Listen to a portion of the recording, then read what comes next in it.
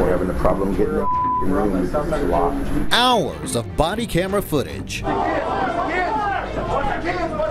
shedding light on the deadliest school shooting in Texas history. Everything that happened in Uvalde was a complete failure. The harrowing 911 calls. Okay, Mom, I do have units already pulling up. From inside and outside the classrooms. I think he's shooting kids. Thousands and thousands of documents. For more than 2 years, we've been fighting to get these records for you and for the families of the victims. Why are we finding this out late? Why isn't something being done? And why are these officers still employed? Tonight, we're here for you with new answers. Good evening and thanks for joining us for News 4 San Antonio at 5. I'm Darian Trotter. For years now, we've been fighting to get access to those records, but we're blocked at every turn. That's why our parent company, Sinclair Broadcasting, along with several other news outlets nationwide, filed a lawsuit against the city of Uvalde. You deserve to know what happened that day. The families of the 21 victims deserve to know what happened. And now, because of that lawsuit, we've got more answers. A judge ruled in our favor, forcing the city to release what they've been fighting to cover up for 2 years.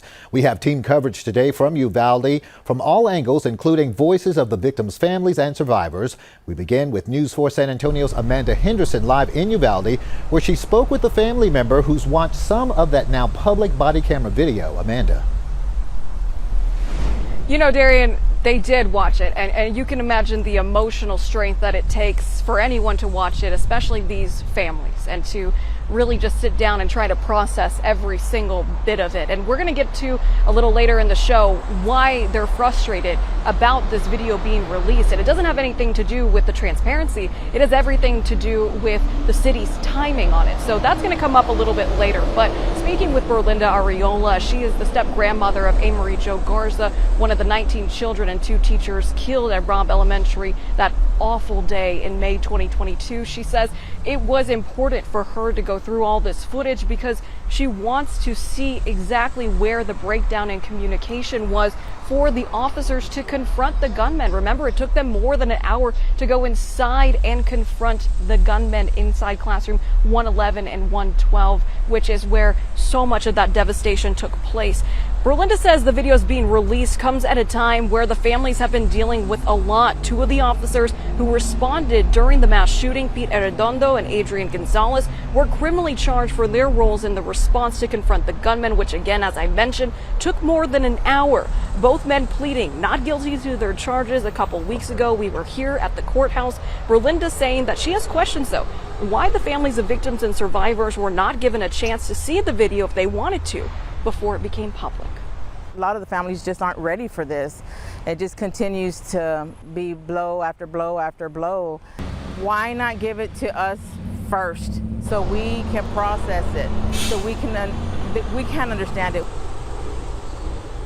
Yeah, Berlinda is one of several family members I spoke to about this very topic. And again, like I mentioned, while they want transparency, there is the question of why it wasn't even offered to them ahead of it becoming public. You can imagine it opens old wounds. It really just opens that emotion. I'm here with News 4 San Antonio's Matt Roy. Matt, I know you spoke with people who share that exact same sentiment. Exactly, and it's been a huge problem, as you well know, over the last 2 years. Information coming out sporadically and not really all at once, making the families like Berlinda have to relive this tragic day over and over and over again.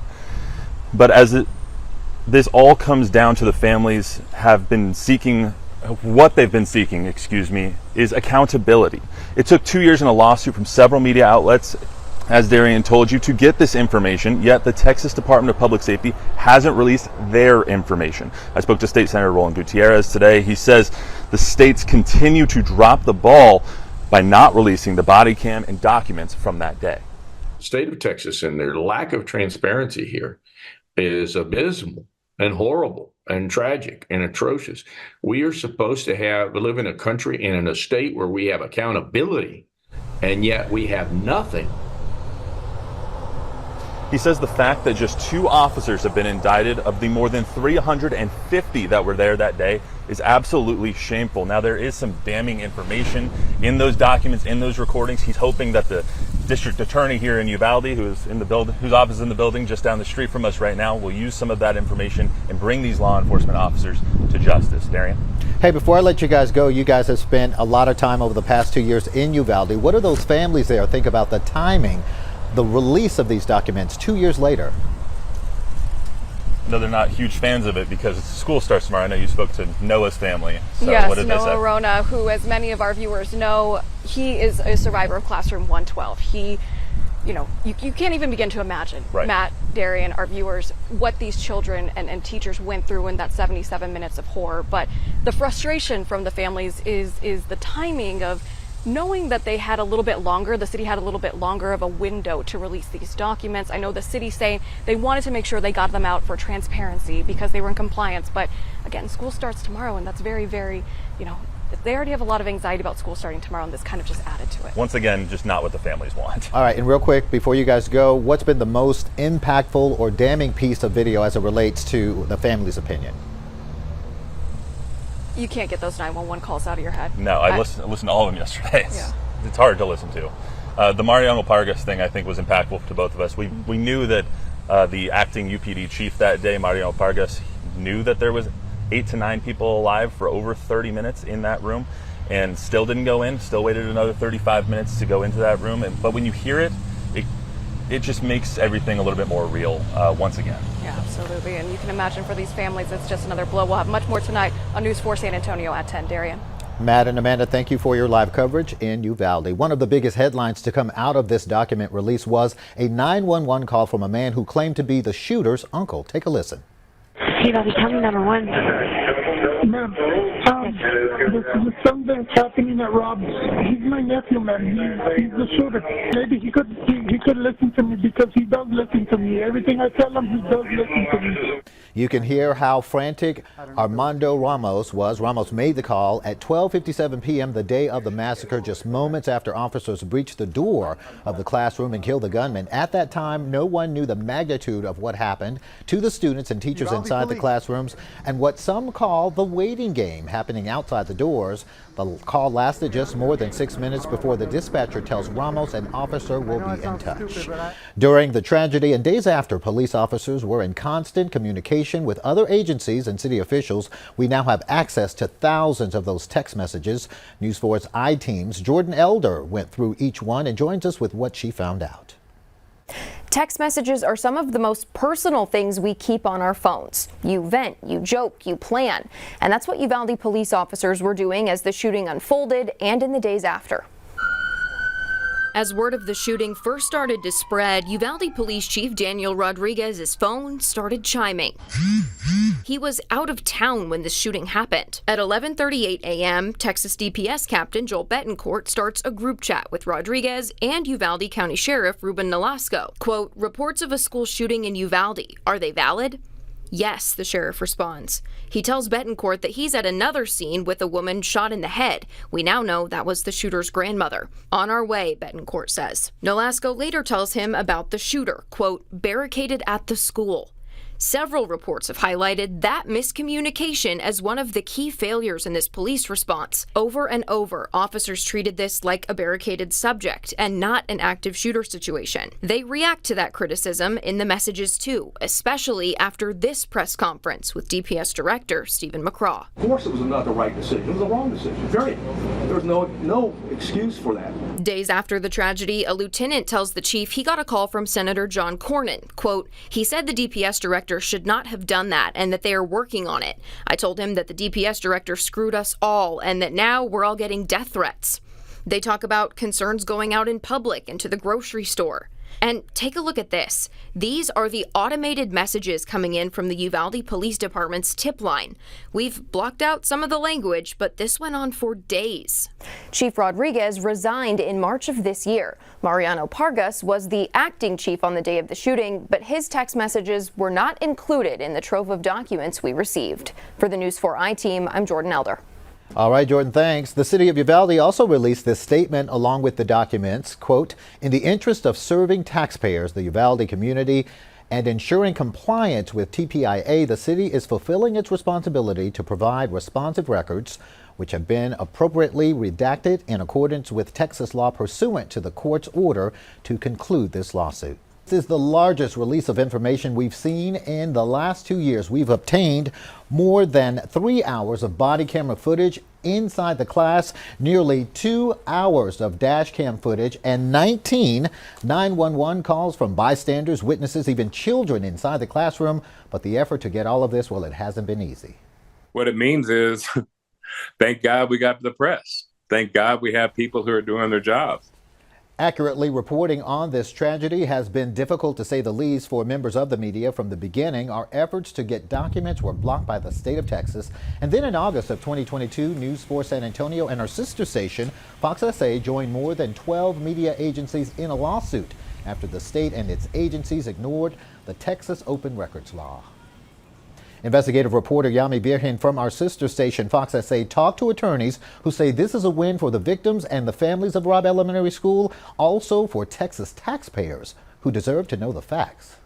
This wasn't a fight to be first. It was a fight to know what went wrong, a fight for accountability, a fight for advocacy for the families in Uvalde, and also one to learn from those mistakes, as Laura Prather, who represented the media, tells us tonight.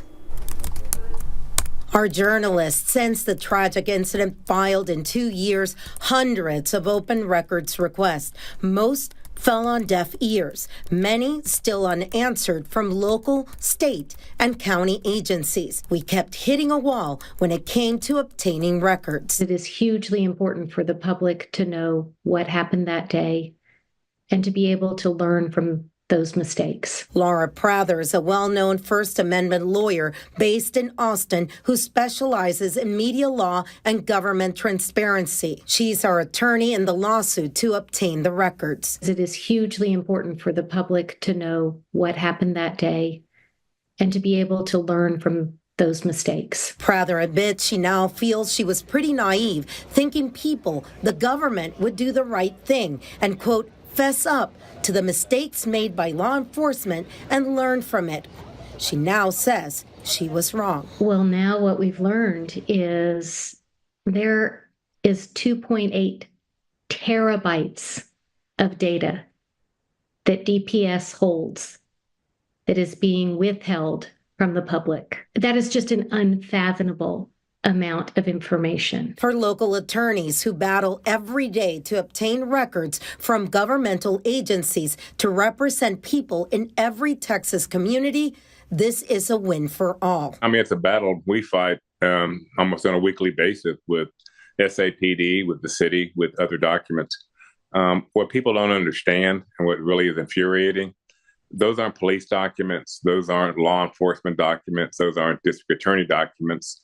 Those are our documents. Those are our papers. We are the ones should be entitled to them. Tim Maloney represented families in the Sutherland Springs shooting and officer-involved shootings across Texas. What it means is, thank God we got the press. Thank God we have people who are doing their jobs. Thank God that we had a unified front instead of competition for these documents. The idea that there are people who gather together and clearly for journalistic reasons, but also I think for reasons that are even more important, and that is providing those families with the long overdue answers they deserve. And this battle is not over. At 10 o'clock, we'll tell you what's next. And one day before school starts in many school districts across Texas, Prather tells us what it means for the children of the state. Yami Virgen, News 4 San Antonio. All right, thanks a lot, Yami. These documents provided a lot of context for what unfolded, but we're still working to get answers to several questions about the police response. We've obtained body camera video from 5 officers, but the files show about a dozen officers were wearing cameras that day. It is unclear where the rest of that footage is. We also know there are more documents like this at the county and state level that could provide an even better look at decision-making the day of the shooting. And once again, you can find coverage on the release of the Uvalde documents. It is the top story on our website right now. We'll follow and fight for those records just like we did today.